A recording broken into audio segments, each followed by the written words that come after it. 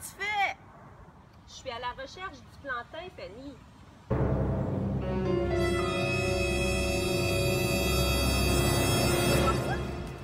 Oui, fait que le plantain, c'est une mauvaise herbe qui pousse un peu partout. Il y en a, ça pousse même dans les craques de ciment.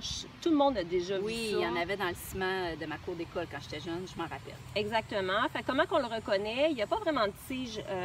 Il pousse plus en rosette. Puis les feuilles sont de forme oblongue avec des nervures qui sont vraiment présentes. On les voit super bien. Puis c'est ça qu'on va utiliser pour faire notre macérat. Bienvenue aux 2 minutes de Trésor Brut sur le plantain. Oui, fait qu'aujourd'hui on va parler du plantain, la fameuse mauvaise herbe qu'on retrouve un peu partout. Fait que nous, c'est sûr qu'elle a beaucoup de propriétés médicinales, mais nous on va vraiment se concentrer sur ses propriétés pour la peau. Pendant que tu expliques, moi je vais commencer à désinfecter le matériel. Excellent. Oui, parce qu'il faut toujours bien désinfecter tout ce qu'on va se servir pour que ça soit vraiment tout propre. Fait que pour la peau, elle va être bonne pour les brûlures, les cicatrices, les piqûres, les morsures. Elle va soulager. Elle est super bonne pour le zona. Alors, on commence par les essuyer légèrement. Oui. On les cueille préférablement le matin. Après la rosée, donc, on laisse la rosée du matin s'en aller pour pas que ça soit mouillé. Puis s'ils sont légèrement un peu mouillés, ben, on les laisse sécher un petit peu avant de continuer. Mais il faut surtout pas les laver à l'eau. Okay. Ouais. Donc, on les roule ici. Un petit rouleau. On vient couper, hacher finement. Alors là, j'ai haché le tout. Et je vais venir mettre ça dans un petit pot en verre clair. Un verre clair pour que le soleil puisse aller réchauffer la plante. Là, on recouvre d'huile. Alors, on a choisi l'huile de tournesol bio.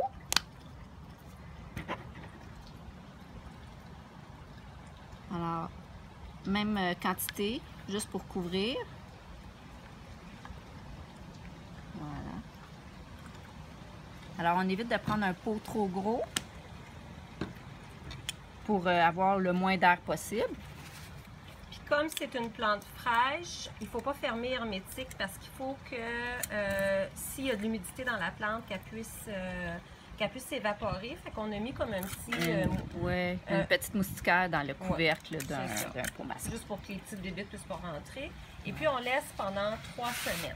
Et on étiquette toujours avec la date, le type d'huile qu'on a utilisé, donc plantain, huile de tournesol et la date pour qu'on se rappelle ce qu'on a mis dans notre pot. Pour l'étape de filtration, on a un macérat qui date d'à peu près un mois, le 7 juillet, dans avocat et jojoba. Alors, celui-là, tu avais fait avocat et jojoba? Oui, 50-50. Alors, on prend un entonnoir, on prend un filtre de papier brun et tout simplement, on déverse. Alors, voici ce que ça donne une fois filtré. Ça, c'est avant la filtration, donc ce qu'on vient de faire ce matin. Alors ça, là-dedans, on a les propriétés de l'huile qu'on a choisie pour macérer et de la plante. Exactement. Puis moi, je rajouterais juste un peu de vitamine E pour la conservation. Vous pouvez aussi rajouter de l'huile de ricin. Ça aide à la pénétration encore mieux.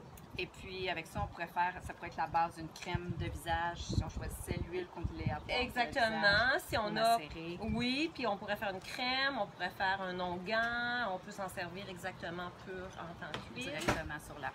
Exactement. Donc, on espère qu'on vous a motivé à faire votre propre macérat de plantain. À la prochaine! Bye bye!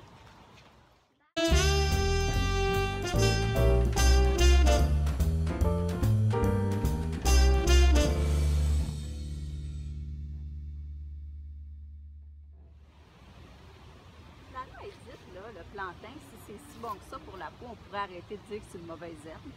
Je pense que c'est une bonne idée. Finalement, c'est une bonne herbe. Moi, c'est ça que je pense. Ouais. On peut-tu mettre ça d'une crème?